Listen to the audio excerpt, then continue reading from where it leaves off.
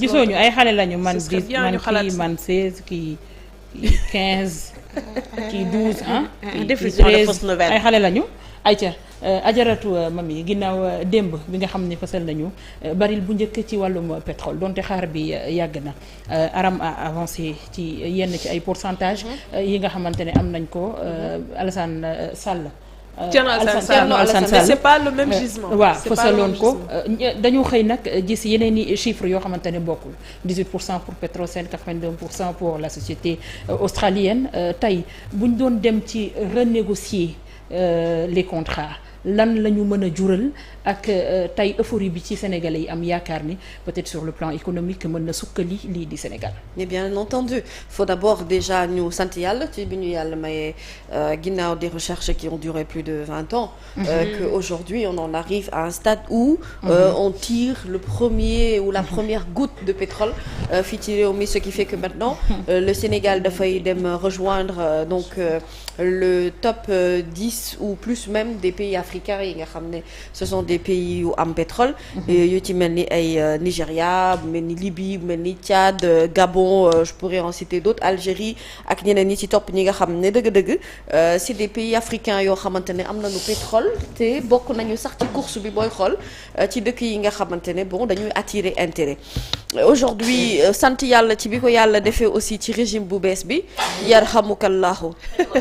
waaw yarhamukallahu ci bi ko yàlla defee ci régime bu bees bi nga xamante ne ñoom ñoo ñëw bi ñu ñëwee itam mën nañu ne xéewal gi ci ñoom la feeñee te sénégalais yi aussi war ci mën a am mbégte gu yaatu pour la toute bonne et simple raison que Nabou normalement dëkk bu amub pétrole dëkk bu amub gaz boobu dëkk warul mën a ñàkk économiquement parlant war na mën a stable au-delà de la stabilité c'est-à-dire ce que le Qatar a réussi à faire en moins de 50 ans quitter d'un pays petit pêcheur à aujourd'hui l'un des pays les plus forts en termes de PIB ci lu jëm ci wàllu pétrole ak lu jëm ci wàllu gaz xool nu développé bu ko Qatar defee dëkk yu bëri war nañ koo mën a def et il y a même des pays producteurs ici en Afrique ñu am ci wàllu pétrole ñoo xamante ne aujourd'hui da nga leen di considérer parmi les géants du pétrole yoo xam ne dëgg la naam aujourd'hui ce qu'il faut combattre c'est une fois qu'on a cette goutte là comment faire pour que les Sénégalais mën ci gis boppam voie de développement nag dafa bëri ci circuit bu muy war a mën a jaar te yàlla itam bu lay ubbil xéewal ak bu lay tàccu c'est pour nga fecc man dama am yaqin ne autorités yi fi nekk ay nit lañ yoo xamante ne ni avant sax que ñuy découvrir goutte de pétrole yi taxawoon nañu bi ñuy nekk ci wàllu opposition bi ci li nga xamante ne moo jëm ci contrat yi ñu war a signer et sant aussi d'un autre côté mooy ne am nañu lecture globale de li ñu bëgg a def pour que aujourd'hui ñu mën a arriver à une certaine autonomie financière économique de manière générale si aujourd'hui on arrive à renégocier ces contrats et pour moi c'est une chose possible parce qu'un pays détenteur de pétrole ce pays-là normalement est plus fort c'est-à-dire que Sénégal nañu jàpp ne ab jongoma la boo xamante ne fu mu nekk nii ñi koy doxaan si dinañu bari jongoma jooju ñëpp dañ koy bëgg a convoiter avantage la inconvénient la avantage la dans le sens où on peut espérer que si aujourd'hui on va dans cette limite bi nga xamante ne moom la ñu bëgg ay 100 000 barils par jour te Sangomar war koo mën a def mu am ay entreprises yoo xamante ne en tout cas war nañu mën a tirer profit de ça il faudrait que l'État en tant que tel aujourd'hui que mu jëm ci wàllu consommation gaz bi mu yomb fii ak des années il faut aussi ñi ñu comprendre c'est pas parce que pétrole feeñ na rek que suba ëllëgu Sénégal day baax c'est un processus je suis heureuse quand j'entends aujourd'hui un président de la République ou même un premier ministre nous dire qu'on va aujourd'hui dans le sens de l'industrialisation cette découverte de pétrole peut permettre de bâtir des usines yoo xamante ne ni dina war a mën a permettre non seulement ñu réduire li nga xamante ne moom mooy le taux de manque d'emploi bi nga xamante ne moom moo fi nekk mais dëkk buy jàll ci wàllu industrialisation dëkk boobu dafay gaaw a développer wu te le fait de découvrir le pétrole dafay aussi favoriser autre chose mooy même sur le plan aujourd'hui de l'enseignement ba ci wàllum njàng bi l'enseignement supérieur on va plus aller dans le sens de former des ingénieurs yoo xamante ne ingénieurs pétroliers la ñuy nekk liggéey ci wàllub mine ak yeneen yi ci topp et puis Sénégal y a pas que le pétrole bu nu am ci richesse bu nu fàtte zircon bi même suñu yaay nee na bu nu fàtte maam tubaab bu ñuul la. pourtant li may wax ni wolof laa koy waxee day du ko tay non tuuti rek articulation bi dañ ko waxee lu pétrole. elle le fait trop bien macha allah. je parle comme ça naturellement yàlla xam na ne y a rien de forcé. je parle naturellement comme ça. même hors caméra elle est comme ça. mais pourtant wolof laay wax nii nag wolof laay wax nii de. li may wax ci tubaab nii nag dafa defee ci wolof mais sincèrement wolof nag laay wax nag fu mu nekk nii.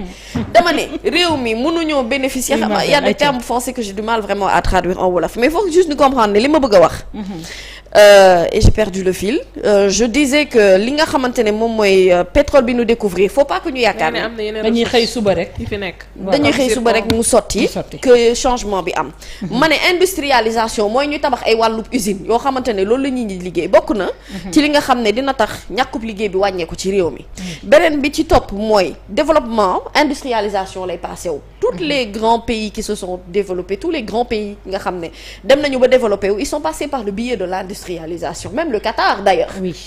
Une fois qu'ils ont découvert le pétrole automatiquement ils sont allés vers ça. parce que comprendre nañ ne loolu mooy système de développement économique bi gën a gaaw. te le premier ministre Ousmane Sonko keroog ci ndaje bi ak ci Grand Théâtre wax na ko ni dëkk bi dañuy dem ci wàllu industrialisation. beneen bi ci topp mooy dama ne pétrole bi ñu découvrir fii ci wàllu enseignement ba ci wàllum njàng. daf ci baax parce que day tax maintenant métiers yi nga xam ne dafa saturé woon li nit ñi dañuy gën a concentré wu. ci maanaam ñun ñu am suñu ay experts bopp yoo xamante ne dañuy jàng lépp lu jëm ci wàllu pétrole ak gaz ba nga xamante ne dañ ciy mën a liggéey. parce que aussi l'intérêt mooy ne li ñu am suñu bopp ñoom xam-xamu ak meññeef boo xamante ne daañu ko mën a liggéey suñu bopp te duñu wéeru ci keneen. Aujourd'hui le seul problème que le Sénégal a c'est par rapport ak contrat yi nga xamante ne moom la ñu signé. ñi signé contrat bi du gouvernement bu bees bi ñi signé contrat bi gouvernement yi ko weesu la léegi nag lan la ñu signé ci biir contrat bi man loolooy sama problème tout en sachant que ñi fi nekkoon def nañ fi lu ne donc man sama xel dalul ci te Ousmane Sonko dafa yàgg alerté ci lu jëm ci contrat yooyu nga xamante ne signé nañu ko ak ñi war a exploiter suñu pétrole bi ma ne nag yow mi nga xamante ne yaay jongoma ji yow la ñuy di ñëw di bëgg si wax dëgg yàlla yaay tànn góor ba ngay sëyal du dëgg góor ba du moo lay forcer ne la yow mii da ngay sëy ak man par la force. boo tànnee ba pare def un mauvais choix nag. boo tànnee ba pare def un mauvais choix mën naa ne mais dans tous les cas pour man contrat kenn du ko tëj contrat day am clause d'ouverture yoo xamante ne dafay permettre à tout moment ngeen toogaat ci table bi rediscuter. xool li nga xamante ne moom moo mën a ne. parce que réew mi nga xamante ne fa la pétrole soqe ko. boobu réew bu amee malchance bañ naan la malédiction du pétrole. pour man malédiction du pétrole amul de li am mooy ne mauvaise volonté. nga négocier li nga war a négocier ba nga xam ne sa askan dina ci jëlee njëriñ nga bàyyi ñeneen ñi tirer ci profit et pour man Sénégal daf ci am base yu solide yoo xamante ne dañ ci war a wéeru en termes d'économie et en termes d'exploitation. mooy ne par exemple sunu or bi comment se fait-il que or bi ñaata yoon nanu ko kaas ba ñuy dëkk ci gox bi nga xam ne fa la or ba soqee ko ñoo gën a sonn Ismaïla Yassine ñu jooy ko ba sonn gouvernement bi ci ba muy nekk ci opposition bi jooy ko kaas ko ba sonn. donc à titre de référence ni mu ñu dalee ci or bi noonu la ñu war a gën a góorgóorloo ba dundu dal ci pétrole bi. corriger rectifier li ñu daal ci or bi et zircon bi ñëw également ak yeneen recherches yi nga xam ne seetlu nañ ko ci réew. le Sénégal est un pays plus gazier que pétrolier. mais je te promets ce qui veut dire qu'en fait le temps que gaz bi di génn il faut que les choses soient solides que les négociations se refassent que sénégalais yi gis ci seen bopp et que surtout après qu'on en fasse une bonne exploitation bu baax boobu ak li ngay teg également ci wàllu système de développement loolu mooy war a mën a tax pétrole bi mën laa utile ba d'ici quelques années le Sénégal bokk ci les pays riches maintenant on sera un pays plus convoité que ce qu'on était avant parce que ce qu'on a découvert ici c'est ce que tout le monde cherche te yàlla def na ne ci ñun la am donc nag autorités yi man awma dut ci fulla ak fayda bi nga xam ne moom la ñu war a mate ba nga xam ne lépp luy contrat daañu ko teg ci yoon nga xam ne sénégalais yi daañu ci mën a gis seen bopp bu baax mais également utiliser ces gouttes de pétrole à bon escient ba Sénégal mën a génn ci goutte gi mu nekk nii. yaa ngi doon laaj sa 50 millions wala 100 millions. ba tey maa ngi koy laaj. mami teel ngaa laaj nag mami sa xel a dal teel ngaa laaj ajaratu Ngoné alors dëkk